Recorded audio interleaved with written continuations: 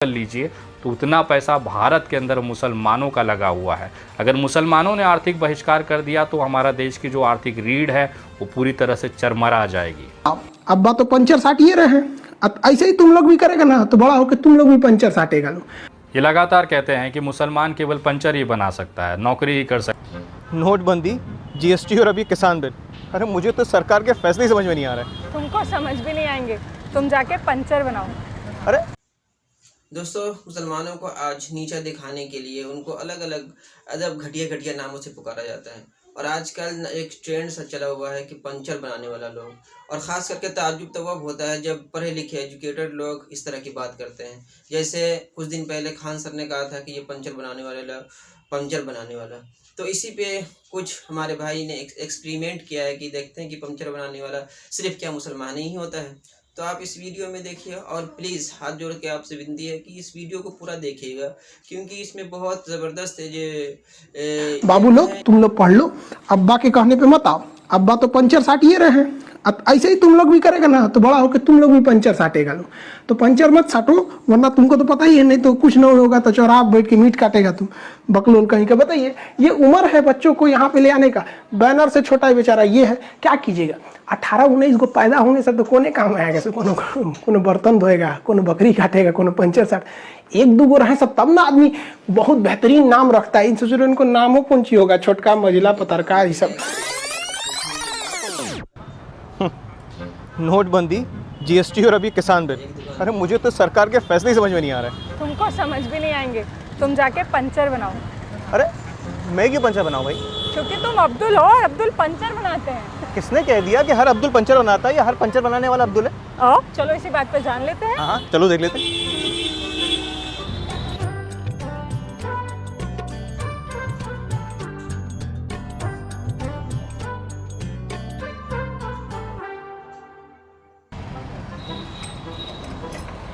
अरे सर, यहाँ चलते हैं। अरे नहीं, वो तो बड़ा ऑब्वियस है, दिख रहा है वो तो। मुझे लगता है चलना चाहिए। चलिए तो।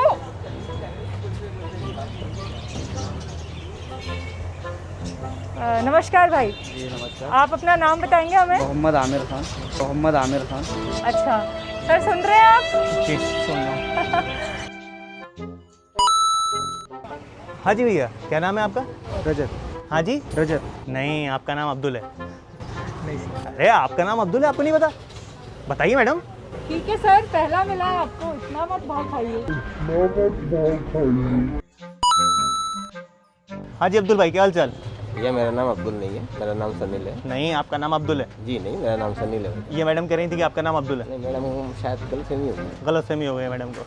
अच्छा, गलतफहमी हो गई मैडम को।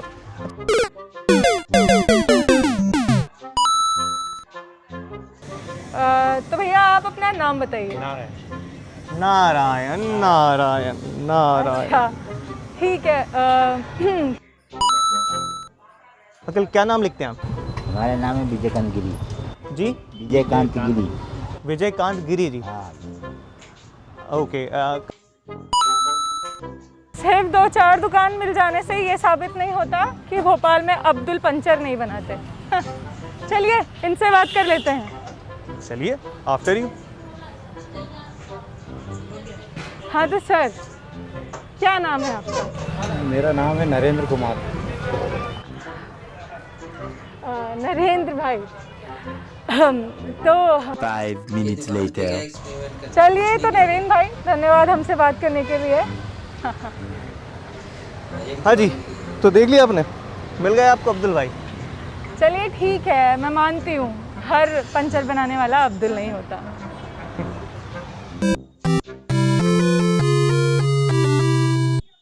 आज की वो तो मान गए। अब देखिए इनकी जो हमारे विनय दुबे जी जो एक सर्च किए हैं मुसलमानों को लेकर के, उनका देखिए, उनका सुनिए। खुशी इसके लिए हो रही थी कि जिस समुदाय को लेकर भारतीय जनता पार्टी ये खान सर ने कहा था कि ये बाबू लोग इस तरह की पंचर तुम साड़ते हो, पंचर बनाओ। तो इस पे बहुत ज़्यादा बवाल भी हुआ था। हालांकि इन्होंने बाद में कहा था कि मेरा मंशा मुसलमानों को नीचा दिखाने का नहीं है। मैं तो एक देश लेवल पे बात चली थी तो मैं पाकिस्तान को इस तरह की बात कहा था। लेकिन अब हकीकत तो इनकी बातों से ऐसा लगता है कि नहीं, मुसलमानों को बहुत तक कहा था। आपने सुना होगा सोशल मीडिया पर लगातार बार बार मुसलमान समुदाय को, इस्लाम को गालियां दी जाती है और उनके लिए एक शब्द का चयन किया गया है जिसे आप पंचर पुत्र कहते हैं। पंचर पुत्र वो अपमानजनक शब्द है जिसमें मुसलमान समुदाय के लोगों को अपमानित करने के लिए बीजेपी आईटी सेल इस्तेमाल करती है।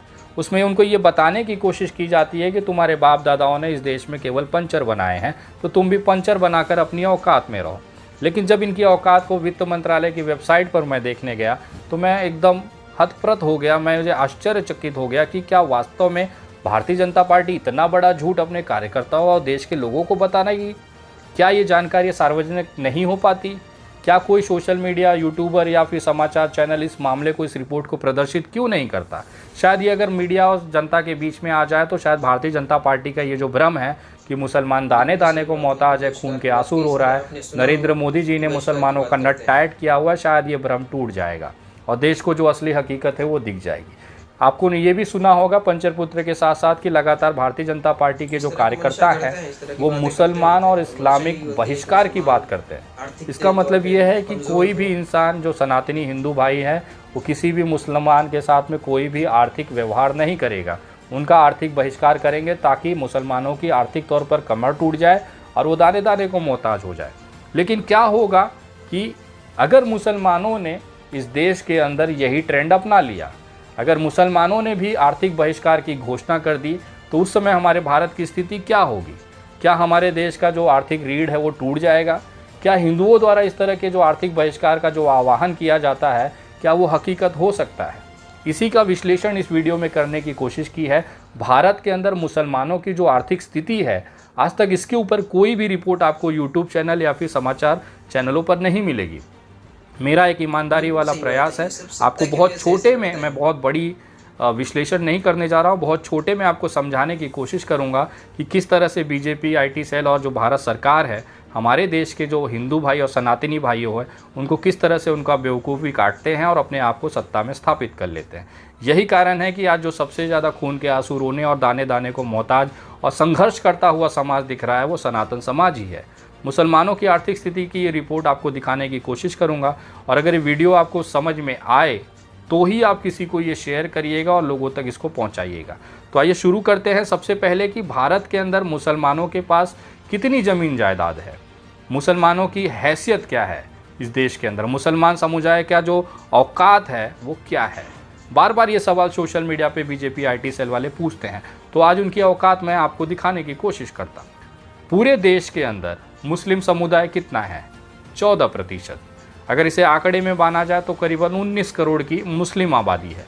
लेकिन आपको ये जानकर आश्चर्यचकित हो जाएंगे, चौंक जाएंगे कि पूरे भारत के तमाम राज्यों की जितनी भी संपत्तियां हैं, सरकारी, प्राइवेट, लीगल, इलीगल, तमाम संपत्तियों का जो सरकारी रिकॉर्ड पर है उसको अगर आप जोड़ दिया जाए, जिसे टोटल एसेट्स ऑफ इंडिया आप कह सकते हैं, वो 8% मालिकाना हक इस देश का मुसलमान समुदाय के पास है।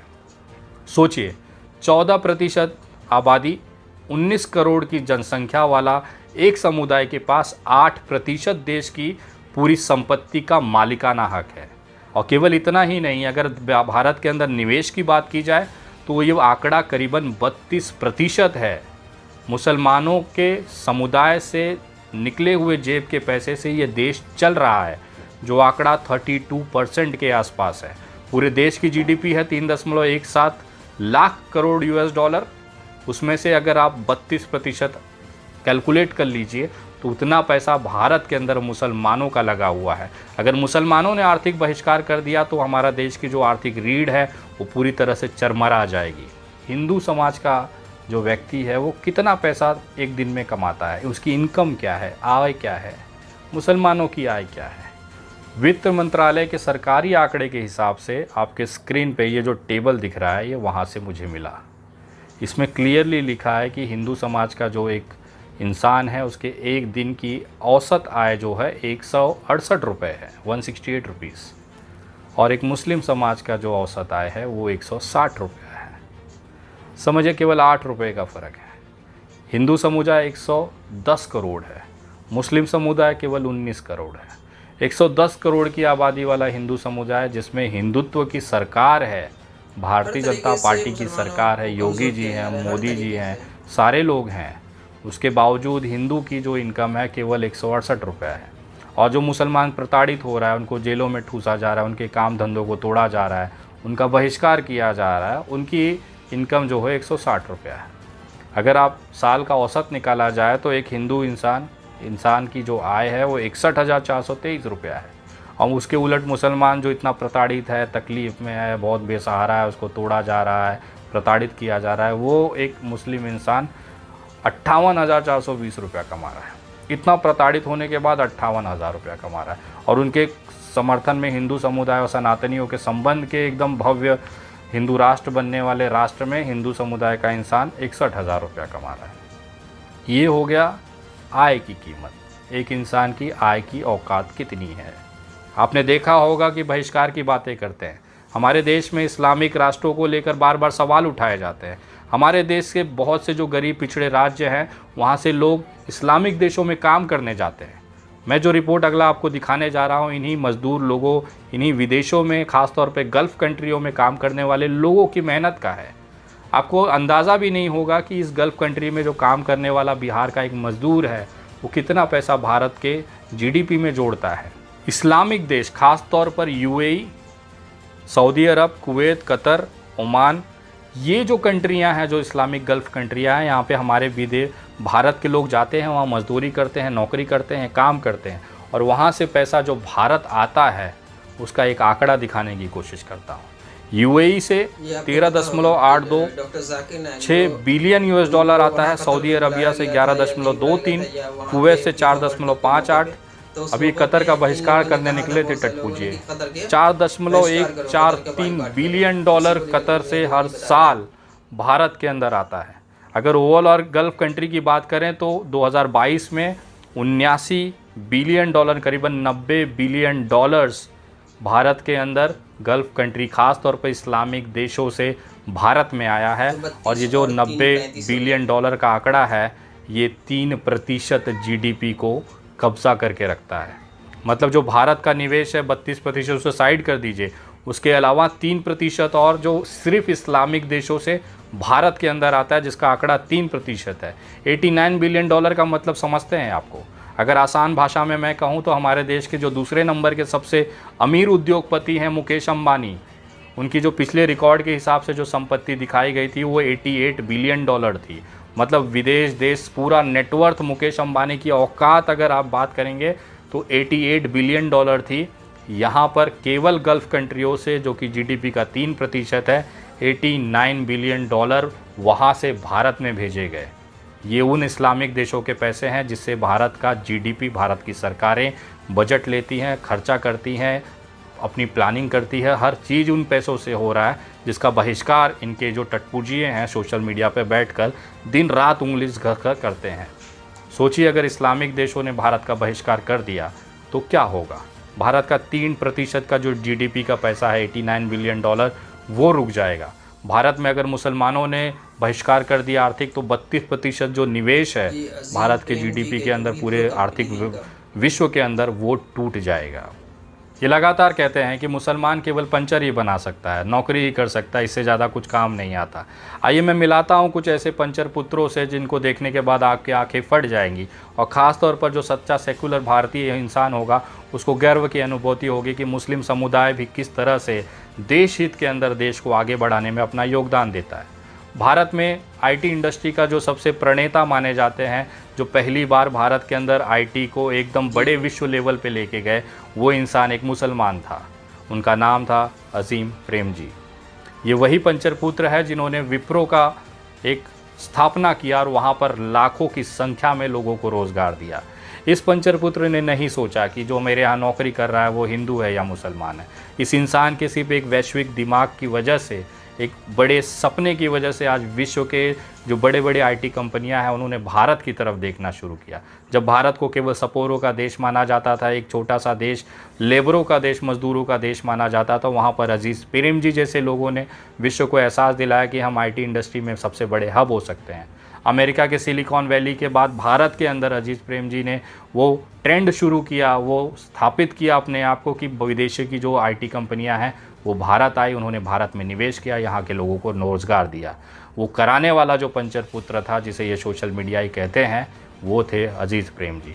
आइए दूसरे आपको मैं पंचर पुत्र से मिलाता हूँ, वो है यूसुफ अली। अभी लखनऊ में एक लुलु मॉल खुला था जहाँ पर नमाज को लेकर विवाद चला था। अगर सोचिए यूसुफ अली के जो इन्वेस्टमेंट भारत के अंदर है, अगर वो खींच लिया जाए तो कम से कम बहुत बड़ा झटका भारत की जीडीपी को लग सकता है। और यूसुफ अली वो इंसान है जो नरेंद्र मोदी के खास दोस्तों में माने जाते हैं। अगर विश्व में कोई 5 टॉप दोस्तों में अगर माना जाएगा तो यूसुफ अली नरेंद्र मोदी जी के दिल के टुकड़े के हिसाब से कोहिनूर बनकर उनके दिल में राज करते हैं। और उनके टटपूजिए इनको पंचर पुत्र कहते हैं और इनके बनाए हुए माल का बहिष्कार करने के लिए रस्तों पर उतरते हैं। शायद यही कारण था कि योगी जी की पुलिस की जो लाठी थी, इनके पिछवाड़े पर आज तक निशान बनाकर रखी हुई है। जिन जिन लोगों ने भी लुलु मॉल के पास फटकने की कोशिश की, उत्तर प्रदेश पुलिस ने इनके चिथड़े उड़ा दिए। यही कारण था कि नरेंद्र मोदी जी चाहते हैं कि इस तरह के उद्योगपति भारत में आए और अपने विदेश निवेश को लेकर भारत को एक विश्व गुरु को बनने का प्रयास करें। लेकिन इनके ठीक उलट इनके लोग जो हैं इस्लामिक देशों का बहिष्कार करेंगे, मुसलमानों का बहिष्कार करेंगे। तो ये वो पंचर पुत्र हैं जो एक बड़े उद्योग के साथ, बड़े इन्वेस्टमेंट के पास हमारे भारत में आते हैं, पैसा खर्चा करते हैं और हमारे यहाँ के लोगों को रोज़गार देते हैं। आइए मिलाता हूँ तीसरे पंचर पुत्र से। अगर ये नहीं होते तो शायद आपके घरों में आज लाशें बिछ गई होती। जो दवाई की बहुत ये हैं सिप्ला के मालिक यूसुफ जी। ये वो इंसान है जिन्होंने औद्योगिक क्षेत्र में क्रांति लाई, ऐसी ऐसी दवाइयों का आविष्कार किया जिसका लोहा विश्व ने भी मांगा। सिप्ला विश्व के साथ साथ बहुत बड़ी भारत की सबसे दवाई बनाने वाली कंपनी है। इनकी दवाइयाँ आप रोज़ घरों में इस्तेमाल करते हैं। छोटे बच्चों को सिप्ला की सर्दी के भाप देने से लेकर बड़े बड़े हार्ट सर्जरी और कैंसर जैसी बीमारी, HIV जैसी बीमारियों में इनका इस्तेमाल होता है। शायद यही कारण था कि ये पंचर पुत्र को भारत सरकार ने पद्म अवार्ड से सम्मानित किया। और आज इन्हीं की दवाइयों की वजह से हमारे देश के भारतीय जनता पार्टी के कार्यकर्ता, उनके माता पिता जिंदा हैं। लेकिन ये लोग कोई मौका नहीं छोड़ेंगे इन जैसे पंचर पुत्रों को बहिष्कार करने के लिए। आइए मिलाते हैं आपको अगले पंचर पुत्र से। ये हैं हबील जी, वॉखार्ड हॉस्पिटल के संस्थापक। एक अस्पताल 20 लोगों के साथ इन्होंने शुरू किया मुंबई के वर्ली में। उसके बाद करीबन आज 7000 स्टाफ के साथ पूरे विश्व में वॉखार्ड अस्पताल अपने नई टेक्नोलॉजी के हिसाब से और नए नए ऑपरेशन, रोबोटिक ऑपरेशन के नाम के लिए जाना जाता है। इसका आविष्कार करने वाले, भारत में ये क्रांति लाने वाले यही पंचर पुत्र हैं जिनका बहिष्कार ये करना चाहते हैं। ये अपने बाप और दादाओं का इलाज तो वॉखार्ड में कराएंगे, लेकिन ट्विटर पे और सोशल मीडिया पे ज़रूर लिखेंगे कि इस देश में हम मुसलमानों से आर्थिक व्यवहार नहीं करेंगे। ये लाखों रुपए का बिल वॉखार्ड हॉस्पिटल में जमा कराएंगे, लेकिन सोशल मीडिया पे ज़रूर लिखेंगे कि हम मुसलमानों से 1 रुपया भी खरीदारी नहीं करेंगे। तो ये दोगलापन केवल भारतीय जनता पार्टी के कार्यकर्ताओं में है। और रही बात मुसलमानों की औकात की बात, तो इस देश के हैदराबाद में हमने देखा नासिर खान नाम के इस लड़के ने 12 करोड़ की एक गाड़ी इस ज़मीन पर खड़ी कर दी। 12 करोड़ एक बहुत बड़ी अमाउंट होती है। इस तरह की गाड़ियों लेने की जो सोच है वो मुकेश अंबानी और अडानी के पास भी नहीं है। इस इंसान ने अपनी मेहनत के पैसे से ये 12 करोड़ की गाड़ी खड़ी कर दी। और ये गाड़ी खड़ी करने वाला भी नासिर खान जो है, ये सोशल मीडिया के भाजपाई IT सेल के द्वारा एक पंचर पुत्र है। तो ये औकात है मुसलमानों की। आज सबसे ज़्यादा इनकम के साथ में, सबसे ज़्यादा एसेट्स के साथ में मुसलमान समुदाय अपने घरों में नल्ला नहारी खाता है। रात को शहर करने निकलेगा तो कबाब खाएगा। इसके साथ में जब भी जश्न और पार्टियां होती है तो उसमें खुले तौर पर खर्चा करता है, जहां पे हमारे हिंदू। दोस्तों, आपको बहुत कुछ इस एक्सपेरिमेंट से सीखने को मिला होगा। मुझे उम्मीद है कि आप बहुत कुछ आपके इल्म में इजाफा हुआ होगा। प्लीज़ इस वीडियो को लाइक, शेयर और सब्सक्राइब ज़रूर कीजिएगा। मिलते हैं नेक्स्ट वीडियो में। जब तक के लिए अपने और अपने फैमिली का खूब ज़्यादा ख्याल रखिए। शुक्रिया, थैंक यू वेरी